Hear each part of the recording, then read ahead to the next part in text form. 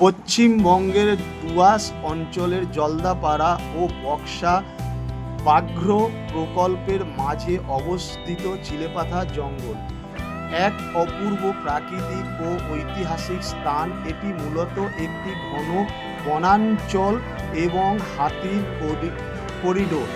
কোচবিহারের মহারাজ চিলা রায়ের শুক্লধ্বজ নামানুসারে এই জঙ্গলের নামকরণ হয়েছিল।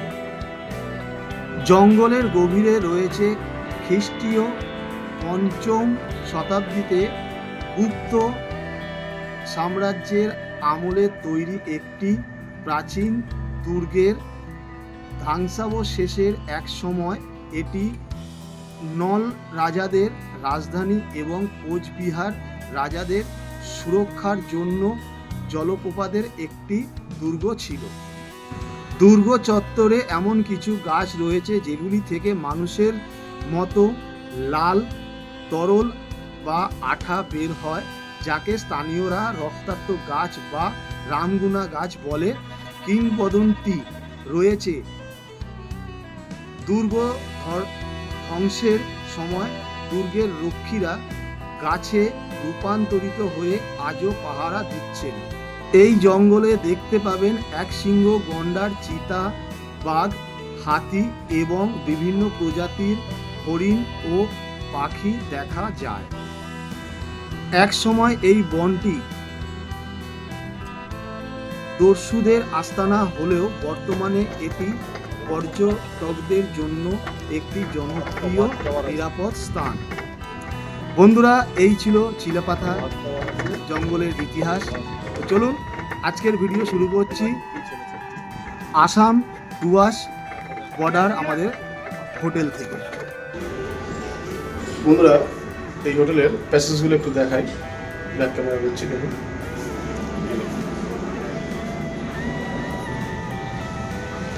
এটা 3তলা বিল্ডিং। এদিকে এই প্যাসেজ রয়েছে, এগুলো রুম, যেটা আমরা বারান্দা বা ব্যালকনি করতে পারি। এদিকে অনেক বড় প্লেস রয়েছে। এখানটা এই জায়গাটা দেখছেন, ওয়ার্ড বয়রা থাকে, কিছু প্রয়োজন হলে এখানে বললে আপনাদেরকে অ্যারেঞ্জ করে দেবে। আর যখন এখন এই সিঁড়ি থেকে নেমে যাচ্ছি, এই সিঁড়ি থেকে নেমে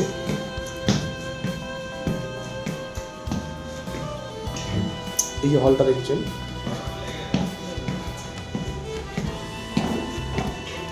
এটা অফিস। আর এই যে হলটা দেখছেন, এটা হচ্ছে ভিআইপি হল। চার্জ একটু বেশি নেই, আপনারাও চাইলে এখানে লাঞ্চ ডিনার করতে পারেন। এবার আমরা যাচ্ছি গ্রাউন্ড ফ্লোরে। এই হচ্ছে গ্রাউন্ড ফ্লোরের অফিস।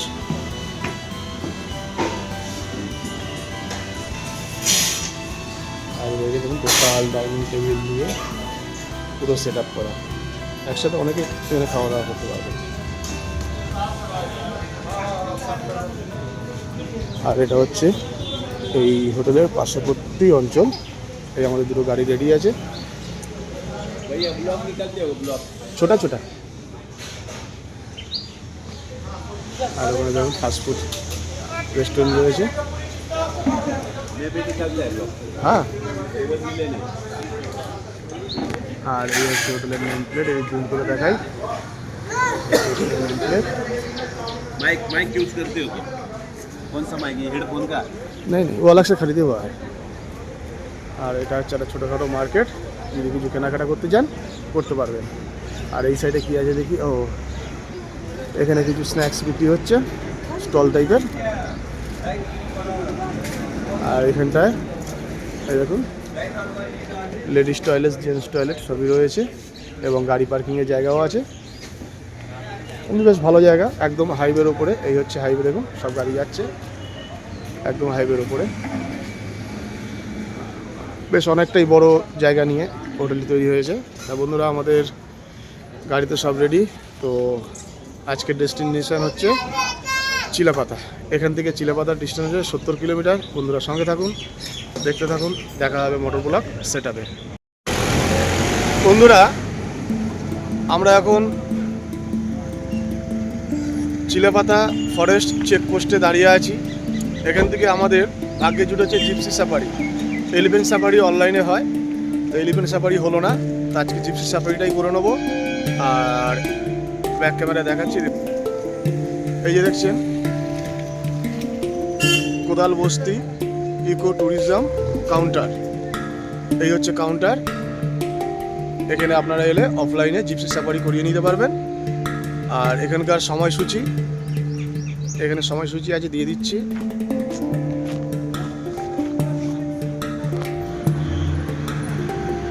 এই হচ্ছে সময়সূচি। আপনারা যে সময়টা সিলেক্ট করবেন, মানে আমরা 1:30টা করছি, 1:30 থেকে 3টে, 1.5 ঘন্টা করে সাফারি হয়। আর আমাদের ওপারে জিপ দাঁড়িয়ে আছে, বন্ধুরা সঙ্গে থাকুন, আমরা জিপিকে উঠি, তারপরে আবার দেখা হচ্ছে। বন্ধুরা আমাদের সাফারি, জিপসি সাফারি স্টার্ট হয়ে গেছে। সবার আগে আপনাদের সাথে পরিচয় করিয়ে দিই আমাদের এই গার্ড বাবুর সাথে। দাদা, এই জঙ্গল সম্বন্ধে কিছু বলুন। এটা জলদাপাড়া নেচার পার্ক গাড়ি আছে, এখানে হাতি, বাইসন, গন্ডার, লেপার্ড, ময়ূর এইসব আছে। কিন্তু দেখা যাওয়াটা 100% হয় না, কিন্তু জন্তু আছে জঙ্গলে দেখে। আপনারা এখানকারই বাসিন্দা তো, লোকাল বাসিন্দা তো? হ্যাঁ, এখানকারই বসে। আচ্ছা, আপনার নামটা বলুন। আমার নাম সিদ্ধি Rabha. Mobile number? Mobile number 9382959044। যদি কলকাতা থেকে কেউ আসতে চায়, তাহলে আপনারা সম্পূর্ণ তাদের এই ট্যুর প্রোগ্রাম করিয়ে দেবেন? হ্যাঁ স্যার, ফোন করলে আমরা, হ্যাঁ, কন্ট্যাক্ট করে নেবে। হ্যাঁ, অফলাইন কন্ট্যাক্ট করলে পরে আমরা কীভাবে বুকিং করতে হয় সেটা আমি জানিয়ে দেবো। আচ্ছা, ঠিক আছে। তাহলে বন্ধুরা শুনে নিলেন, যদি কলকাতা থেকেও আপনারা অফলাইন জিপসি সাফারি করতে চান, তাহলে এখানে কন্ট্যাক্ট করলে এনারা করিয়ে দেবে।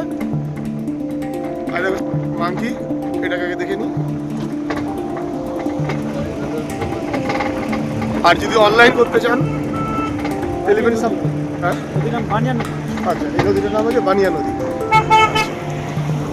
আর যদি এলিফ্যান্ট সাফারি করতে চান, তাহলে গুগলে গিয়ে সার্চ করবেন। সার্চ করলে ওখান থেকে যে অ্যাপ আসবে, অ্যাপ থেকে আপনারা অনলাইন বুকিং করতে পারবেন এলিফ্যান্ট সাফারি।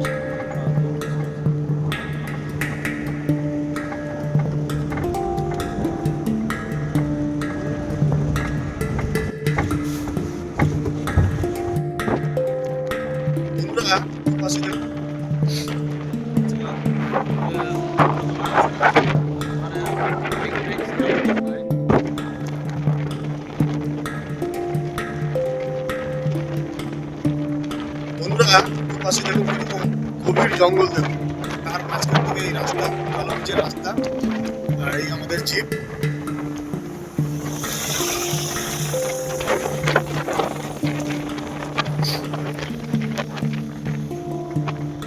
এই যে চিলেপাতা জঙ্গল সাফারি, এটা কিন্তু 4টে সাইড থেকে প্রবেশ করা যায়। যেমন হচ্ছে যে ন্যাশনাল হাইওয়ে আছে 317, আর ওখান থেকে কিছুটা গেলেই তোষা নদী আছে, তোষা ব্রিজ। ব্রিজের ওপার থেকে 2টো স্পট আছে, আর ব্রিজের এপার থেকে 2টো স্পট আছে। আমরা ব্রিজের এপারে আছি। একটা হচ্ছে চিলেপাতা, আর একটা হচ্ছে কোদাল বস্তি। এটা হচ্ছে তোষা নদীর এপারে। আর তোষা নদীর ওপারে হচ্ছে জলদাপাড়া, আর একটা হচ্ছে মাদারিহাট। এই 4টে দিক দিয়ে কিন্তু এই সাফারি করা যায়। তাই জলদাপাড়া থেকে এলিফ্যান্ট সাফারিটাই বেশি হয়। যদি এলিফ্যান্ট সাফারি করেন, তাহলে তার তথ্য ভিডিও থাকবে, ডেসক্রিপশন বক্সে দিয়ে দেবো, একটু দেখে নেবেন। আর ততক্ষণ আসুন, আমরা এই জঙ্গলের ভিউ দেবো।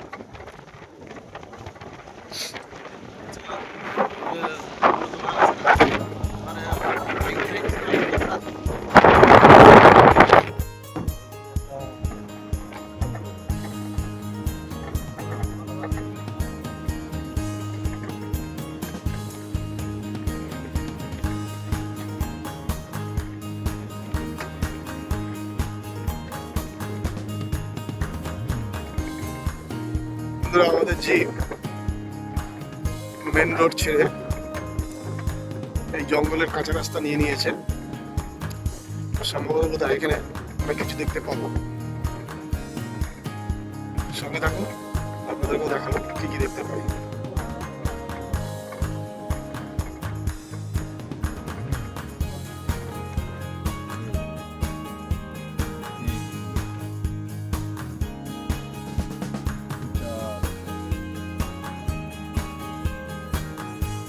বন্ধুরা, আমরা এখন বানিয়া নদীর একটা কাঠের ব্রিজ আছে, ব্রিজের ওপর গাড়িটাকে দাঁড় করানো হয়েছে। আর এখানে দেখুন এই ময়ূরটা বসে রয়েছে, এই ময়ূরটা দেখার জন্যই দাঁড়িয়ে পড়লাম। আমাদের সঙ্গে সঙ্গে আপনারাও দেখুন। বন্ধুরা, এই যে নদীটা দেখছেন, এই নদীটার নাম হচ্ছে তোরসা নদী। আর নদীর ওপারে কিন্তু জলদাপাড়া। আমাদের জিপ ওদিক জঙ্গলের ভেতর থেকে এসে এই তোরসা নদীর পাশ থেকে যাচ্ছে।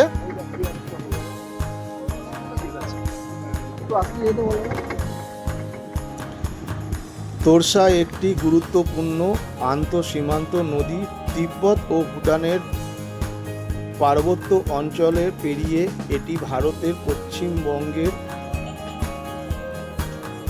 প্রবেশ করেছে এবং পরবর্তীতে বাংলাদেশ ধূপগুড়ির কাছে ব্রহ্মপুত্রের সাথে মিশেছে। আনুমানিক 320 কিলোমিটার দৈর্ঘ্যের এই নদীটি তিব্বতের চুম্বি উপত্যকা থেকে উৎপন্ন হয়ে এটি যখন ভুটানের মধ্যে দিয়ে প্রবাহিত হয় তখন স্থানীয়রা একে আমুচু বা মাচু বলে।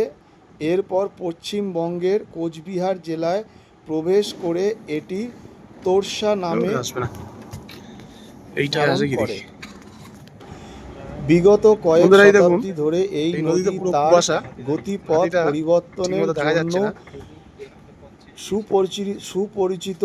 এর ফলে বিভিন্ন সময়ে তৈরি হয়েছে অসংখ্য মরা নদী বা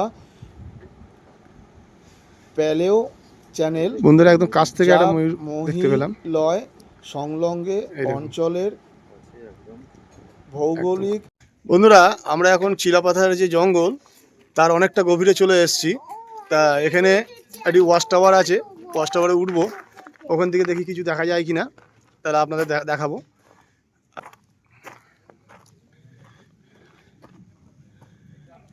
এই দেখুন, এই আমরা ওয়াচ টাওয়ারে উঠবো, এই সিঁড়ি বেয়ে উঠতে হবে।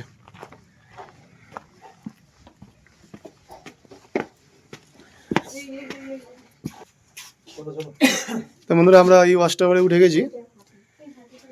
আর এই হচ্ছে ওয়াচ টাওয়ার, এখান থেকে এই শালবন।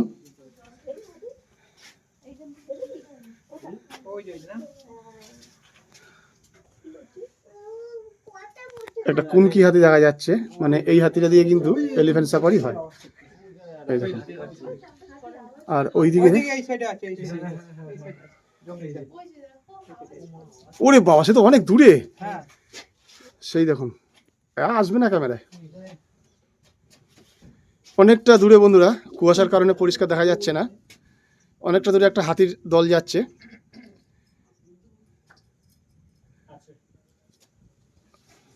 সেই যাচ্ছে, সেই যে ওই এখান থেকে প্রায় 5 কিলোমিটার হয়ে যাবে না, দেখতে এরকম লাগছে। অত বড় হাতিটা ওখানে কত ছোট লাগছে সেটা বলুন, তাই কি না? আর এই হচ্ছে এটা তোরসা নদী।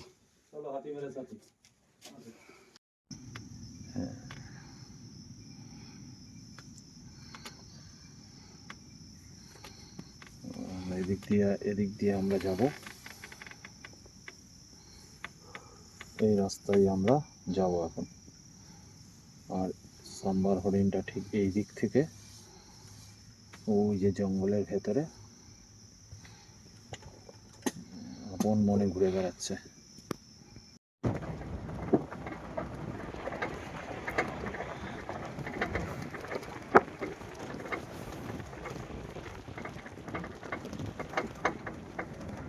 আরেকটা সাইড যাবে নাকি? ডান দিকে নেবে, ডান দিকে।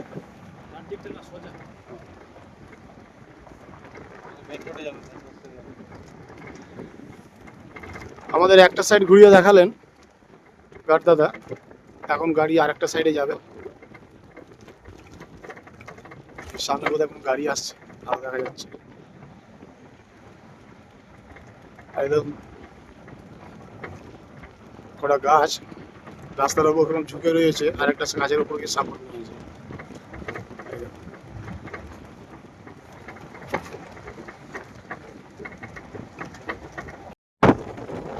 আমাদের গাড়ি আবার মেন রোড নিয়ে নিল। সামনে আরেকটা স্পট আছে, গার্ডবাবু বলছেন ওখানে কিছু দেখা যাবে, গিয়ে দেখি কি দেখা যায়।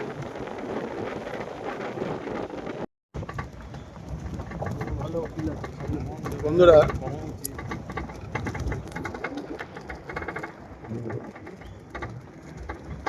এই যে চিলাপাতা ফরেস্ট, এখানে যে সাফারি হয়, এটা কিন্তু 3 মাস বন্ধ থাকে। জুন মাসের 15 তারিখ থেকে আর সেপ্টেম্বরের 15 তারিখ পর্যন্ত সম্পূর্ণভাবে কিন্তু সাফারি বন্ধ থাকে। তারপরে সাফারি করতে চাইলে কিন্তু নয় তার আগের মাস চয়েস করবেন, আর নতুবা পরের মাস। বন্ধুরা, আজকের সাফারি আমাদের সম্পূর্ণ হলো। এখন আমরা রুমের দিকে এগিয়ে যাচ্ছি। বন্ধুরা, আমরা এখন চিলাপাতা ফরেস্টে আছি, জিপসি সাফারি করে এলাম। আর সময় ছিল না বলে তখন আমরা যে কটেজ নিয়েছি, হোমস্টে, সেটা দেখাতে পারিনি। এখন জিপসি সাফারি করে এই জিপ আমাদেরকে এখানে ছেড়ে দিয়ে গেল। তো আসুন আপনাদেরকে এই কটেজটা দেখাই, আমরা যে হোমস্টে নিয়েছি।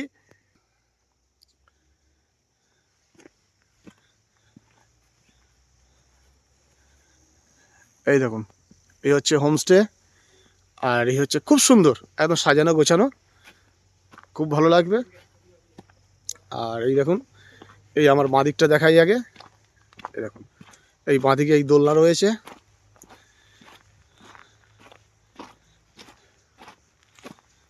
আর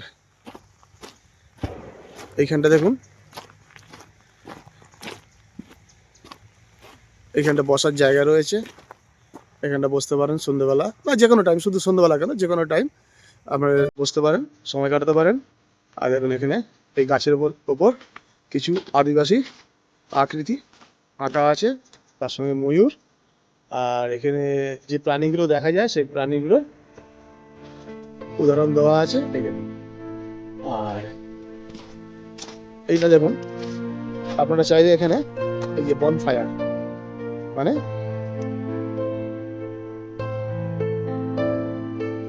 এই হচ্ছে তার চুল্লি ব্যবস্থা। এখানে কিন্তু আপনারা চিকেন এবারে রোস্ট করে খেতে পারবেন, বা এনাদেরকে বলে এনারাও করে দেবেন। এখানে আর একটা এরকম, এটাকে যোগী ডুমুর গাছ কিভাবে সাজিয়ে গুছিয়ে রেখেছে, সিমেন্টের চাতাল চতুর্দিকে।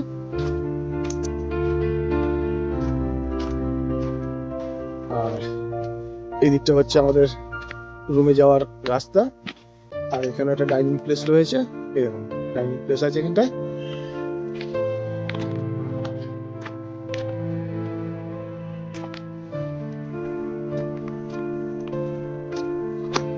এই হচ্ছে আমাদের গাড়ি।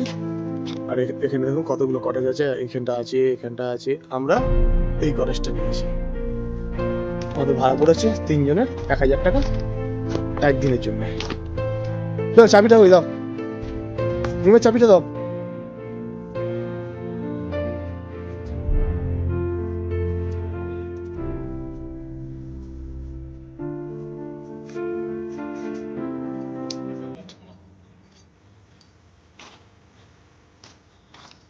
চলুন এবার রুমটা দেখাই। এই যে দেখছেন কাঠের সিঁড়ি, এই সিঁড়ি দিয়ে কিন্তু ওপরে উঠতে হবে। এই ওপরে উঠে গেলে এই হচ্ছে আমাদের রুম।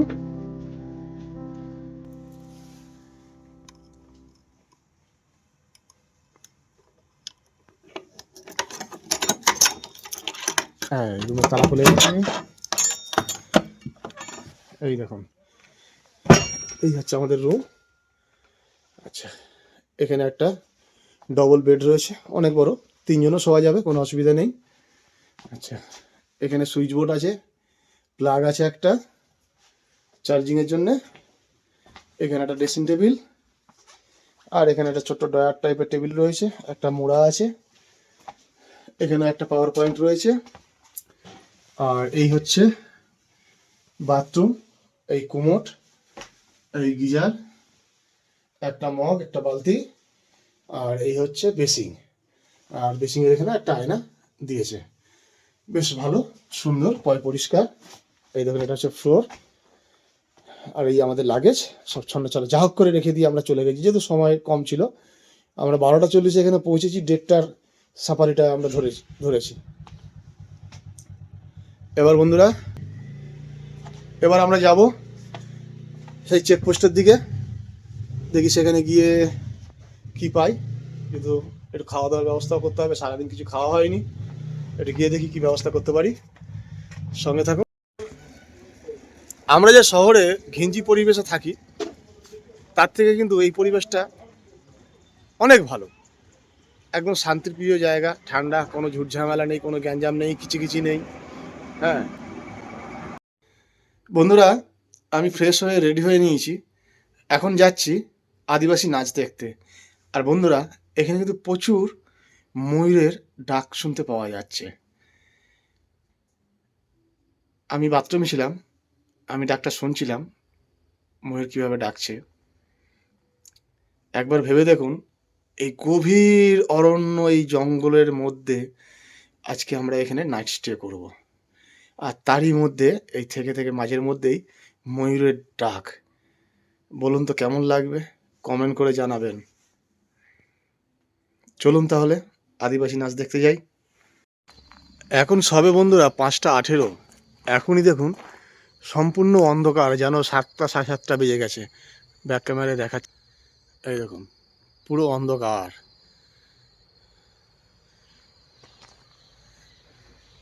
আমরা এই ওপরে এই কটেজটায় আছি, এই হচ্ছে আমার বাইক, এটা নিয়ে এখন বেরোবো আদিবাসী নাচ দেখতে। চলুন আপনাদেরকেও দেখে নিয়ে আসি। দেখুন বন্ধুরা, এই আদিবাসী নাচ আরম্ভ হয়ে গেছে। এই দেখতে পাচ্ছেন, এনাদের কিন্তু 3টে দল আছে, এটা প্রথম দল, এরপরেও কিন্তু আরো 2খানা দল আসবে এই নৃত্য পরিবেশন করার জন্য।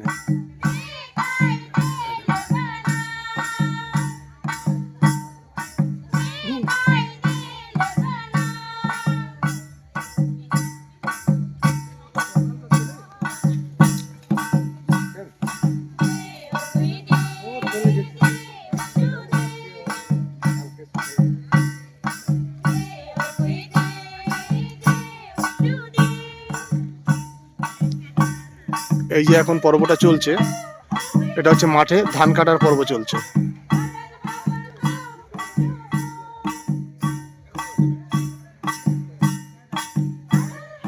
দেখতে পাচ্ছেন,